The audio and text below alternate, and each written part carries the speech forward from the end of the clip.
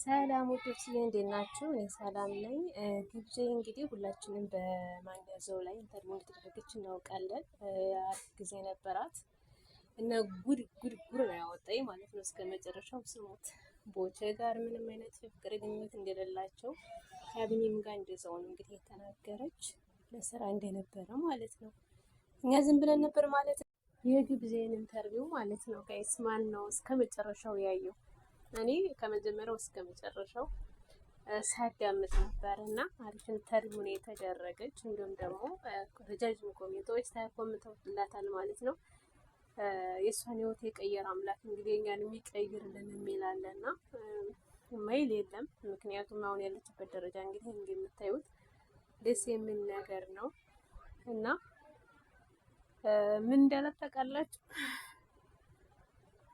አንቺ ወታደር ነው መሆን ያለብሽ አላት ማለት ነው። ምክንያቱም በቃ ኃይለኛ ናት ብያችሁ ነበር እኔ ማለት ነው። ያኔ የሆነ ልክ አለባት፣ ኃይለኛ ናት፣ ጎበዝ ናት እና አንቺም ወታደር መሆን ያለብሽ ብሏታል። እና ያለፍኩት ህይወት ከእሷ ያንስን ብላ መልሳለታለች ማለት ነው። እና ውዶችዬ ማለት ነው እኔ እናንተ ማለት እኔ እናንቺ ብንጫወት ማን ያሸንፋል ጌም ሲላት ነበርና እንጫወት አሸንፋለሁ ብለዋለች። እንግዲህ ይጫወቱ እንዴ እንኳን እሱ ስንቱ ቲክቶክ ላይ እየመጣ አይደል እንዴ ላይ እየገባና ቢመጣ ነው ቢጫወት ምን ይመስላችኋል? እና ግብዣውን ለመናገር ያኔ በጣም ጎበዝ ናት። ብዙ ልጆች ሊጥሏት ይሞክራሉ፣ በእሷ የሚቀኑ ልጆች አሉ። ገልጸዋለች፣ አገላለጿ አሪፍ ነው። የአረብ ሀገር ሴት በቃ በደንብ አድርጋ ነው የገለጸችን ማለት ነው። ምክንያቱም አላ አይደለ እንደዛ ነው በቃ ሰው የሚያስበንኛል ጄል እንደውም ደግሞ በቃ በጣም ብዙ ነገር ነው የሚያስቡን። ብዙ ጊዜ እኛ በእርግጥ የሰው ለውጥ ያስደስተናል። ሰው ደስ ይለው ደስ ይለናል። እናታለን እናካፍላለን፣ ግን ጅልነት አይደለም። ግን ደግሞ ሰው እንወዳለን እና ሰው ተመውደዳችን የተነሳ የሰው ደስታ ስለሚያስደስተን ብዙ ጊዜ ያልቅሳሉ። ገስት ላይ እየገቡ እንዴት እንደሚወዷቸው በቃ በጣም ብዙ ነገር እና ያ ራሱ ሁሉ በቃ አሳልፈው ጥሩ ደረጃ ላለ ሰው ብር የሚሰጥ ነው የሚመስለው የአረብ ሀገር ሴት ያለን እና እንደዛ ነው የሚያስቡን። ያው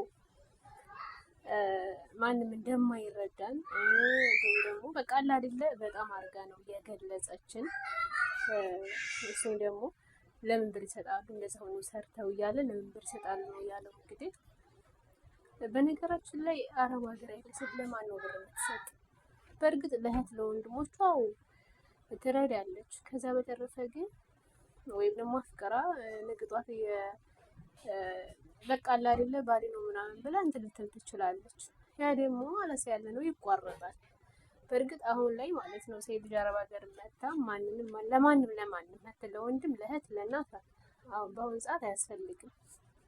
ግን እስከ ዛሬ እንደዛ ሲደረግ የነበረው ያው ሁሉም ሰው የሚያደርገው ነው እና በዚህ ልክ አረብ ሀገር ሴት ጅል ናት ብላ ልትሰደብ አይገባትም። እና ወይም ደግሞ ስለሰጠች እብድ ናት አትባልም።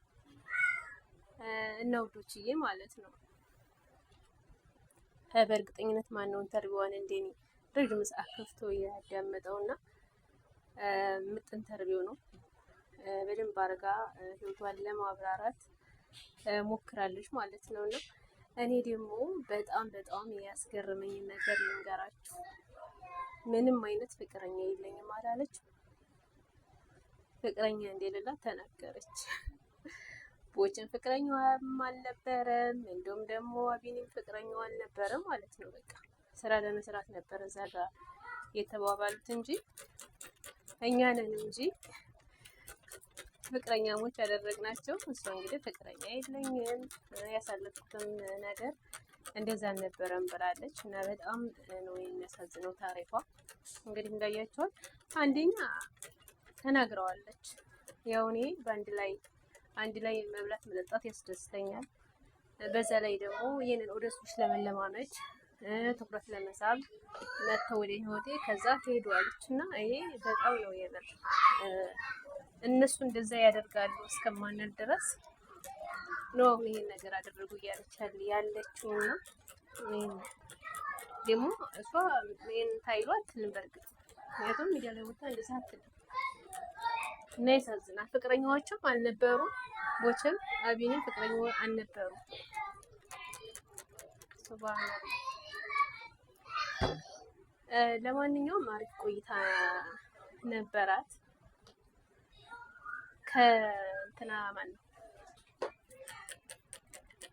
ስሟ ጠፋኝ። እሱ ላይ በቀደም እንደዚህ ታሪኳን ተናግራ ነበረኝና የሆነች ልጅ ከዛ በቃ ወደ ሚዲያ መጣ ጠፋች እና ግብዣዬ ማን ያዘዋል እንዳላት እንግዲህ አንቺ ትለያለሽ ውስጥሽ ኃይል አለሽ ብሏታል። ምክንያቱም ያኔ አወራሯን ምኗ ይለያል ስታወራ ምናምን አለ አይደለ። ለማንኛውም ዶትዬ ለዚህ ቻናል አዲስ ካላችሁ ሰብስክራይብ፣ ላይክ፣ ሸር አድርጉ። አመሰግናለሁ።